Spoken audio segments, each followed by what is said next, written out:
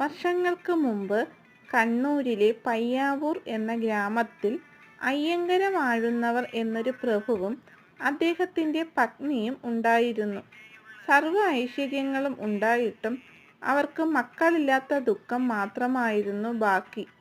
പരമശിവനെ ധ്യാനിച്ച് അവർ നാളുകൾ കഴിച്ചുകൂട്ടി. ഒരിക്കൽ പുഴക്കടവിൽ കുളിക്കാനിറങ്ങിയ അന്തർജനത്തിന് വെള്ളത്തിനു മുകളിൽ പൊങ്ങിക്കിടക്കുന്ന ഒരു പൂവട്ടിയും അതിലൊരു പിഞ്ചോമനയെയും കാണാൻ കഴിഞ്ഞു. ആ കുഞ്ഞ് സാക്ഷാൽ ഭഗവാൻ ശിവന്റെ അവതാരമായിരുന്നു. മക്കളില്ലാതിരുന്ന അവർ ആ കുഞ്ഞിനെ ദൈവത്തിൻ്റെ വരദാനമായി കരുതി വളർത്തി. എന്നാൽ ആ ബാലൻ സാധാരണ കുട്ടികളെ പോലെയല്ലായിരുന്നു.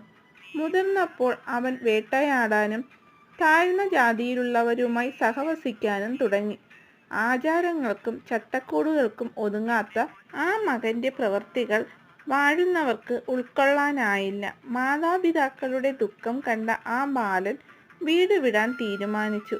വീടിൻ്റെ പടിയിറങ്ങുമ്പോൾ തടയാൻ വന്ന പിതാവിന് നേരെ ബാലൻ തൻ്റെ വിശ്വരൂപം കാണിച്ചു. ആ തേജസ് കണ്ട് ഭയന്ന മാതാവ് തൻ്റെ മകൻ്റെ ഉഗ്രരൂപം മറയ്ക്കാൻ കണ്ണ് പൊത്തിക്കൊണ്ട് അപേക്ഷിച്ചു. മകനെ, നിന്റെ ഈ കണ്ണ് ദേഷ്യം കൊണ്ട് ജ്വലിക്കരുത്. അതുകൊണ്ട് നിനക്ക് ഒരു പൊയ്ക്കണ്ണ് വേണം. അങ്ങനെയാണ് മുത്തപ്പൻ തെയ്യത്തിൻ്റെ മുഖത്തെഴുത്തിൽ പൊയ്ക്കണ്ണുകൾ വന്നതെന്നാണ് വിശ്വാസം.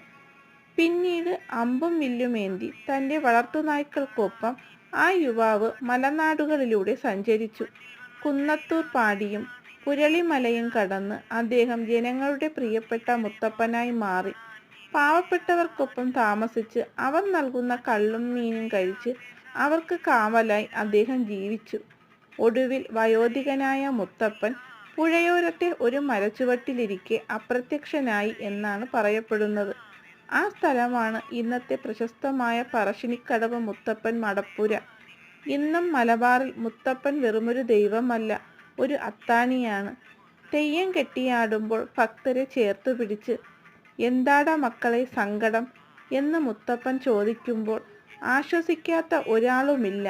ജാതിയും മതവും നോക്കാതെ എല്ലാവർക്കും അന്നദാനം നൽകുന്ന ആ കാരുണ്യത്തിൻ്റെ കഥ ഇതാണ്. കഥ ഇഷ്ടമായെങ്കിൽ ചാനൽ സബ്സ്ക്രൈബ് ചെയ്യണേ.